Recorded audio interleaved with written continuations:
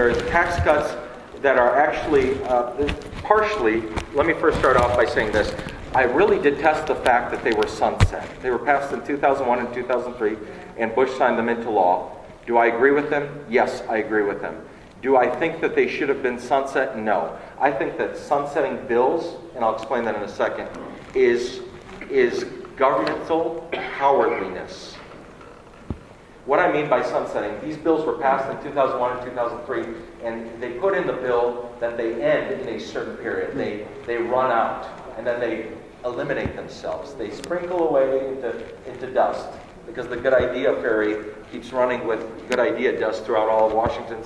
So the idea dust sprinkles away and vanishes in 2011, January 1st, 2011. I think that what we should be doing is when we pass a bill, we should have the guts to pass a bill and let it stay on the books until there's a future legislature or a nation that believes that bill is wrong, and then we should vote it off the books.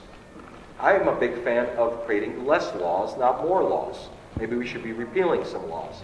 I would vote to continue them across the board forever and ever and ever until we have to deal with them. I'm against capital gains taxes. I'm against capital gains taxes. Totally. 100%. Just like Canada. Canada, by the way, we looked at Canada for health care. By the way, in Canada, did you know they have no tax on capital gains? They have no tax on capital gains.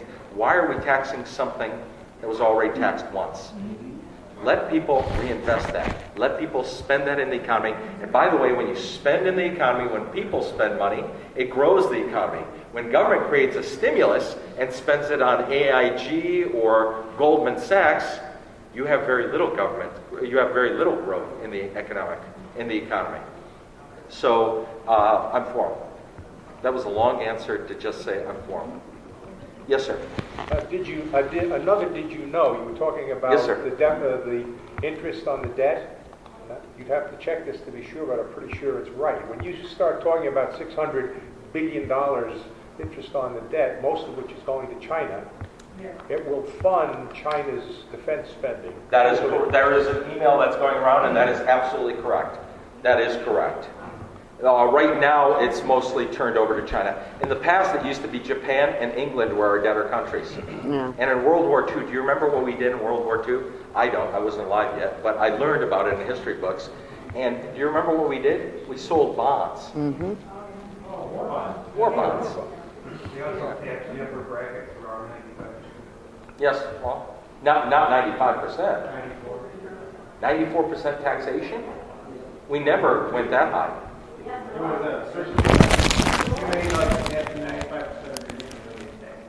Then they tax it. Yeah, okay.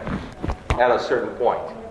Yes, sir. How would you go about, even though you're probably first term, you wouldn't have any power in the legislature, but how would you go about reducing government? How would you, the question was, even though you're a first termer, you may not have the power. There's another question, there's an answer in that one too. How would you go about reducing government?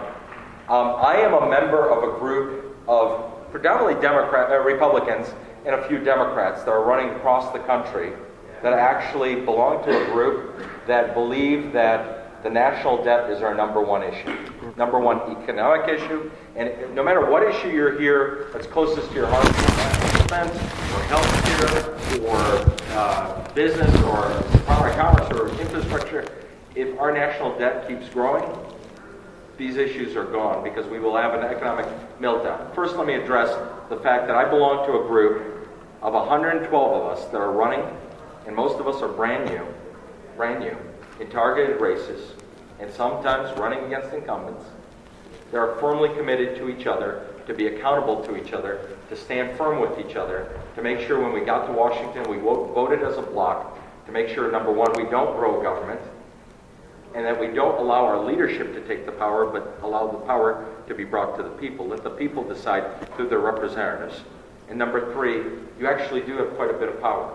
Because in the past, that's assuming that we abide by the rules of the House the way that they have always been run. And the rules of the House, when you're in the House, you have to abide by the rules of the House. But The way we go out to the public and we expand the majority of people, the way we campaign, the way we turn up the heat on the incumbents, be it Republicans or Democrats, the group that I belong to are firmly committed to that.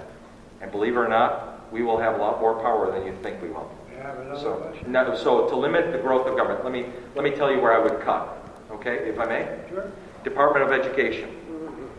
I would eliminate the Department of Education. You may agree with me, you may not agree with me, but tell me one thing that the Department of Education does. It doesn't.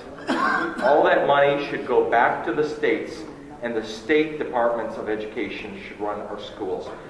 By the way, 5 months ago, do you remember that we were looking at textbooks as a nation? We were looking at one group, one place, for what? People are already getting ahead of me. You're getting ahead of me.